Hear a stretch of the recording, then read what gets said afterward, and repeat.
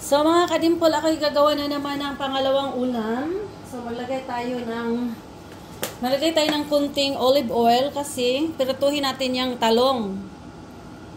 Kasi alam nyo ba mga kadimpol, ang talong, malakas po yan sa sa mantika.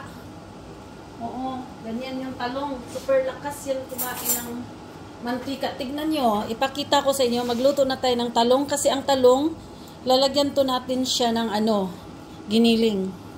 Ayan. So, this same kawali po ang gagamitin natin, no? Grabe itong talong. Sisip-sip ato ng mantika. Kaya isiparit talaga natin to. Lalagyan ko po to siya ng giniling na may itlog. O, ayan o natin siya. Ipapride natin yung talong. Ayan. No? Tignan nyo, malakas talaga to sumisip ng ng mantika. Grabe, maglalagay tayo mamaya na naman, no? Ng mantika natin. No? Kasi ganyan yan. Lulutuin natin yan siya. Ayan, malakas siya sumisip talaga ng mantika. My God. Pero anyway, wala tayong magagawa. Basta lulutuin natin siya dahil mamaya lalagyan natin siya ng giniling. Ayan, ipipress natin yung talong, no? Para maluto talaga siya. Ayan, di ba? Kasi kailangan lulutuin natin siya. Kasi mamaya, lalagay natin yung giniling. Mga kadimpol, marami pong benefits ang talong. Oo, maganda po ito sa sa yung may mga cholesterol. Oo, marami itong benefits. Ayan po, ayan. Kailangan lulutuin talaga natin ng maigi, no? Para, mamaya, paglagay natin ng giniling, pork giniling, madali na lang siya, no? Lagyan ng eggs. So, ito na po yung ating talong. At ako ay magluluto na ng karne. Disim kawali po ang ating gagamitin. Para, hindi na tayo magpapalit pa ng kawali. So, maglalagay tayo dito ng mantika.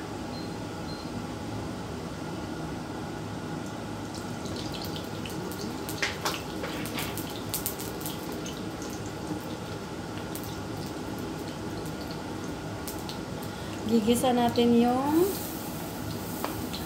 loya or ingber. Ingber muna unahin natin mga kadimpol, masarap yan. Maraming vitamins ang ingber. Then, salo natin yung garlic. Yung garlic, halo natin. Halo na rin natin ang sibuyas.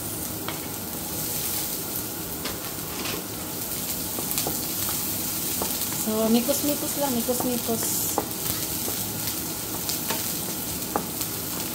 So now, ilagay na natin ang ating pork giniling. Mikos-mikos, mikos-mikos.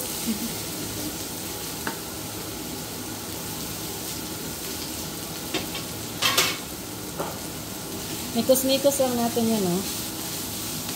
Yan kasi ang panglagay natin sa toppings natin sa ating talong na niluto.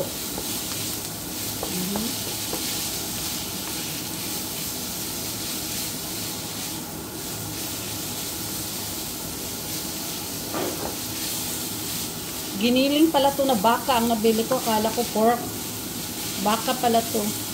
Beef grind. Ayan.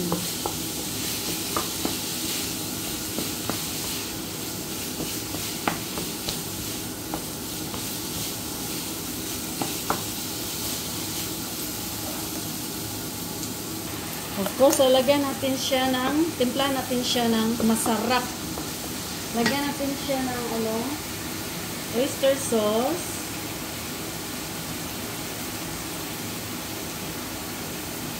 Ayan.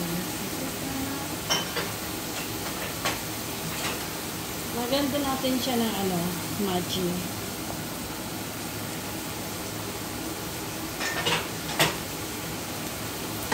Mikos-mikos.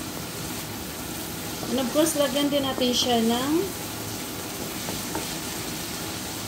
ihalo na natin yung ating orange na atsal.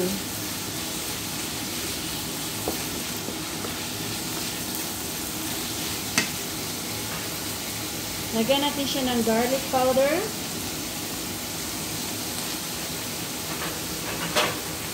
Pepper. At ang ating magic sarap. Kunting asin. So. Sarap na niya, no? Lalagay natin to sa ating talong. Ay, naku, sarap. Meron pa tayo talbos ng ampalaya. Diba? Fights na.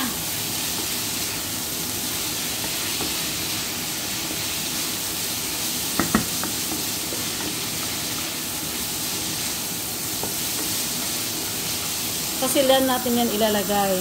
Diyan. Tapos lutuin muna natin tong ating beef pala po siya na giniling, mga kadimpol. Beef.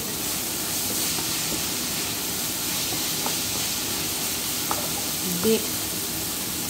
So na mga kadimpol, isit aside na natin ito. Patay muna natin apoy.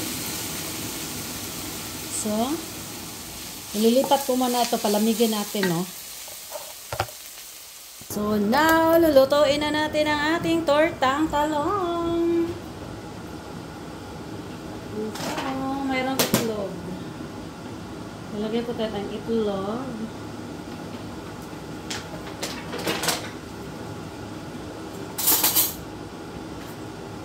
So, magtortang talong na tayo, mga kadimpol.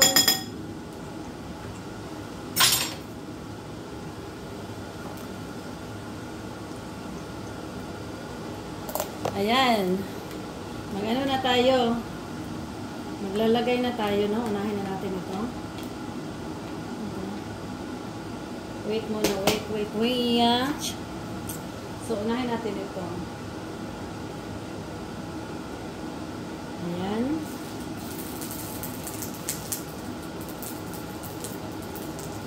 Ayan. So, lalagay natin siya dyan.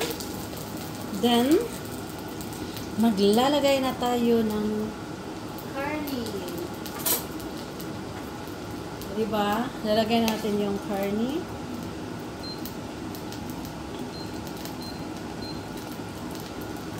Ayan. Favorito ito ni husband. Oo, gusto niya to. Lagyan lang natin siya ng lagyan natin siya ng karni dyan. Kasi lalagyan natin siya ng itlog. Itlog mo, no? Orange. O, diba? Ganyan lang. Ganyan lang tayo magluto ng ating pangtanghalian. Hanggang gabi na po ito. Oo, ayan. Ha? Buhigos? Aha. Der hat Michael auch parkiert, das hätte gar keinen Platz im Parkier, du sehen es alles verstellt. Machen die doch Kabel. Okay. Ja? Okay.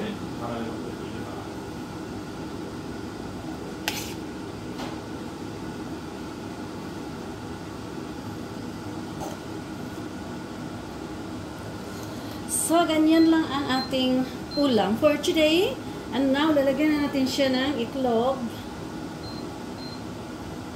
Itlog mo, Noy Orange. Of course, dyan yan lalagay natin ng itlog. O, diba? Ganyan lang magluto si DJ Dimple. Nagbatil lang pag itlog, no? Mga duhara ni ka itlog, akong gihimo. So, ato na siyang baliktaron. Baliktaron na nato ang atong talong. Talong ni Carlo. Ayan. So, ganun na lang. Simple lang. Magawa tayo. Dalawa ng gamitin natin, no? Ganyan lang. Si DJ Dimple. Pag nagluto, gamit ang ating Tupperware. Walang plastic, walang urukan. Ayan! Ay, nako. Diba?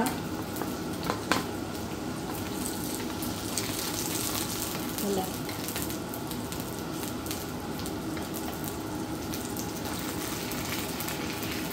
Wala na yun. Wala. Ayan. Ganun lang, ganun. Ganun. Lagyan natin ng itlog.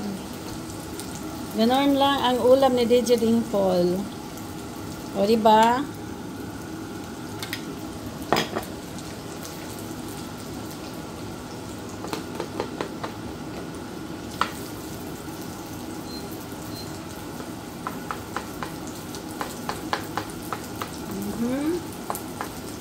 Natin ko anong resulta to. May itlog siya. Itlog mo no'y orange.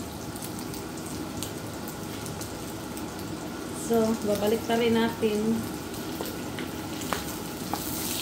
Diba? Ganun lang. So, luto na yung isa. Lagyan natin siya. Ibalik natin yung karne.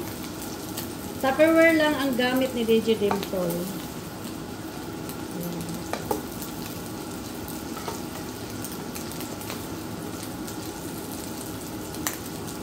So, ano na naman to? Balik na rin natin ito. O, diba?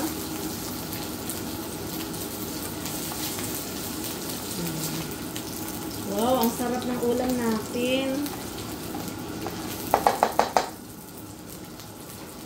Tanggalin natin yung ano. So, ito na naman, no? Ganun din, the same lang procedure. Gayahin ito, masarap ito.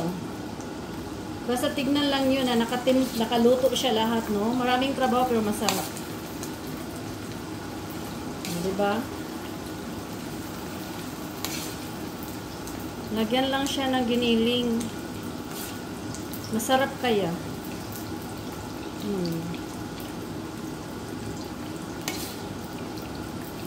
Tapos may ano siya. Meron siyang itlog lalagay, di ba? Ganyan lang yan. Sarap kaya to. Di ba?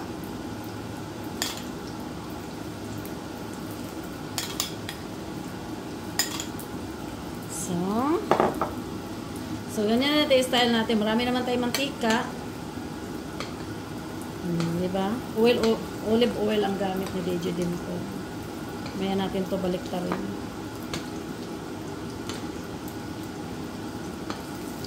Ang sarap ng ulam ni DJ Dimple. Ano pa tayong isang natitira? Babalik ta rin natin ito. Paano ito pagbaliktad? Ingatan. Buti na lang, meron tayong Tupperware. Pala, ayan, ang sarap po. Di ba? Maganda kasi ang Tupperware na gamit. Ay! Ayan nyo lang, ganun lang yan. Basta maluluto yung itlog niya, fights na. O, di ba?